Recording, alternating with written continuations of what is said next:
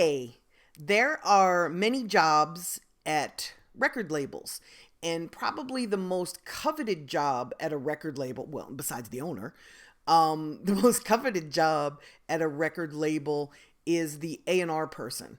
A&R stands for artist and repertoire. And the A&R person at a record label is the person who usually goes out and finds the talent. So either they get music from people that they know and respect, or they check out different markets around the country and see who's popping on the streets of that area, or they might check out the internet and see who's got a really decent internet buzz. But the A&R person is the person responsible for bringing the talent into the label. And then once they get the talent at the label, like once the artist signs to that record company, the A&R person is the person inside the label who is the cheerleader for that artist. So they're the person that is the go-between between the artist and the radio department, the artist and the publicity department, the artist and the video department. They're usually the ones that go around the label and get the other staff excited about the potential of this artist experiencing success. An A&R position is without a doubt the most popular job inside of a record label.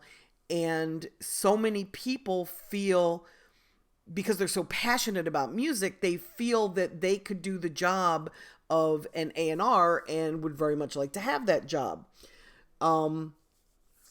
Every label is different, so I can't really give you a formula as to how to get a job as an A&R, but I can tell you that once you have a track record of success in building talent, finding and building talent, it's much easier to get a label to take you seriously than if you've got no experience, you've never worked at a label, and you've never helped an artist have a successful career. Everyone that I know thinks that they have a great ear for music. They think that they can tell what the single is going to be when they hear it. Almost everybody feels that they have that ability, but very few people have had the opportunity to prove it. It's kind of like with stockbrokers. A lot of stockbrokers think that they have the opportunity to tell you what stock is going to rise, what stock is going to decline, what you should buy, what you should get into. But very few people really have the track record to back that up as a broker. It's the same in the music business. Everybody thinks that they've got a great ear. Everybody thinks that they can spot talent, but until you've done it repeatedly, it's really hard to convince somebody that you have.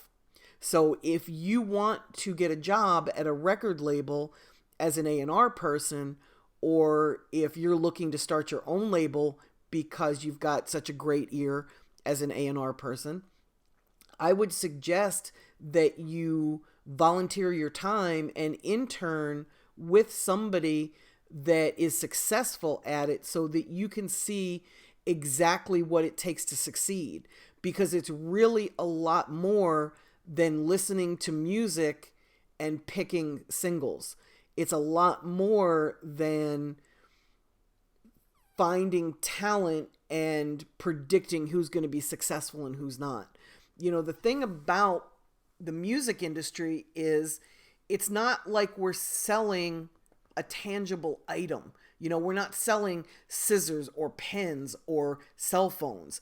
We're selling human beings, basically, their art form. And the thing about human beings is that they're emotional. They react to situations. They have life coming at them.